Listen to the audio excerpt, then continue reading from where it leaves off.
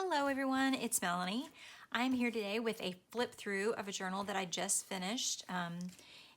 It's a Wizard of Oz journal. My mom requested a journal for a friend of hers, and she's my friend too.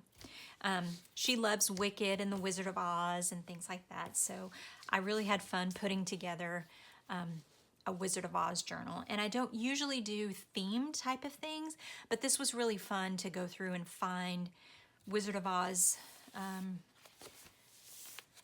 memorabilia, and then just things that fit with the story and with the book. So this cover was kind of a challenge because the spine of this book was really small. And I had to add some width to the cover in order to be able to keep the full pages inside. So I actually added on some strips of cardstock, and then these little straps that I put across here with this stitching ribbon in there to hold it together. It's physically holding together the book cover and the edge of the fabric, just kind of reinforcing it. And then in the process, these straps that go across the back are kind of holding the entire book together. So this is a true necessity is the mother of invention kind of thing, because I needed a way to reinforce this edge that I had to add on to the cover. So I'll just show you a quick flip through. I did put a tassel on that comes off. It's just some ribbon and beads and things. So here's the journal. This paper, for some reason, this is an Amy Butler scrapbook paper, but it felt very Oz to me. So there are a lot of Oz images out there that are in the public domain, so I had fun finding some and printing them out and including them in my book. And I did some stamping in it just to kind of tie pages together. I used some scrapbook paper and some vintage paper and things like that. There's a pocket there with an old Oz illustration in it. And this pocket is also a vintage Oz game board. It says The Wonderful Game of Oz. And then it creates a pocket in the edge. Some old ledger paper. I found these online and printed them out and then distressed them. Tickets to the Wizard of Oz at a high school in the 30s. The pages from the book. I have this is just a little pad of a variety of office pages kind of put together and made into a little journaling spot. A bag from the Dollar Tree. This is a Project Life card with a ruffle on there. And I used a lot of green because she, of course, the Emerald City, and she's really a huge Wicked fan. So I found some maps of Oz that I printed out. I used a lot of transparency pockets because I like how you can still see the full page, the full piece of paper, and you can see what's in it. So there's quite a few pieces of transparency in here used as pockets. And then I started putting stamping on some of the pages that were black and white, because this book was, one spread black and white, the next page is all color. So I alternated, or I added some color by stamping on some of the black and white pages. I also went through, and I don't think you can see it, but in the original book, the slippers are silver.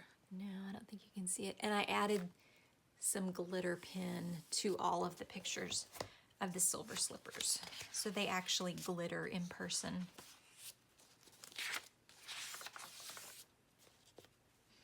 These are just, this I printed on my printer, so the back side was just blank, and I painted those blank white pages with just a gift card and some craft acrylic paint. This is the cover of a Wizard of Oz movie VHS tape sewn in as a pocket. Again, just some stamping on the black and white pages.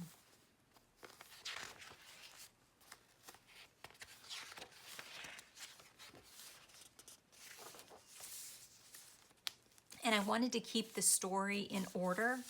And in order to do that, I had to sew some of the pages to some little spine extenders, or, I'm not sure what to call them, but because they were no longer in folios once I dismantled the book. So I like this page. I actually stamped these flowers. I don't see it through, but I stamped these flowers on, and I love the way it kind of brings the whole thing together.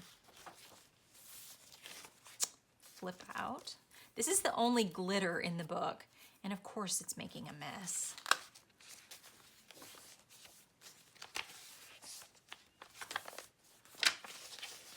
There's some other just random office-y papers to kind of use throughout the book as journaling spots. And then I found this online and printed it out. It's another Oz map in a clear pocket, so you can see the whole thing. And I kind of tried to place the pages so that they sort of, each spread sort of coordinated with one another, so that either the colors coordinate or what's going on the page, that kind of thing. I used another piece of that map, or that game board, and made pockets. And then there's just a variety, because she's not really a junk journaler, she's not at all. So I just included a variety of kind of things to say, you can write on this and then glue it down and glue your pictures in and things like that. So this book will have to come with some instructions.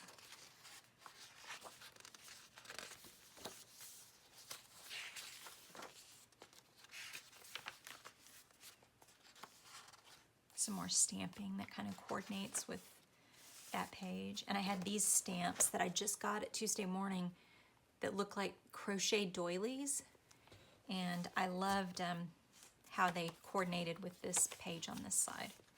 And then here's another piece of that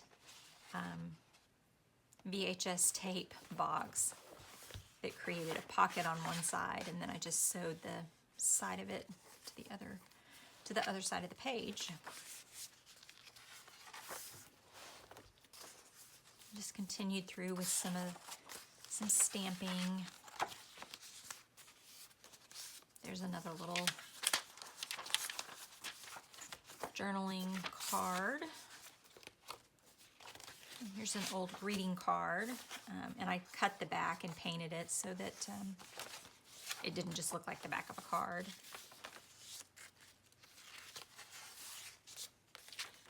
This is some seismograph, I guess, paper from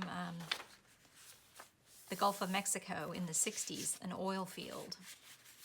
And then some public domain images, and another transparency, another map, and some other public domain images.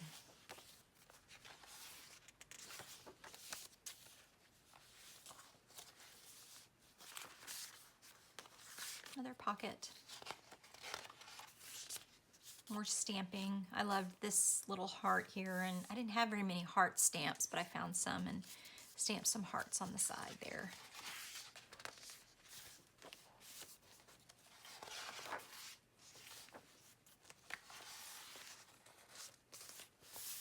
Some gingham to go with Dorothy's dress. Another pocket, map. Painted the back of that page. A little fold out.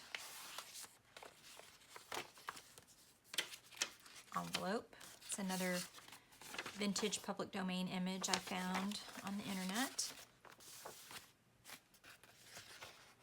And I did just a little bit of stamping. I stamped Oz in there. So this book turned out really cute. I think that the recipient is really going to like it. I hope that she does. But it was a lot of fun to make, and I just wanted to share it with you.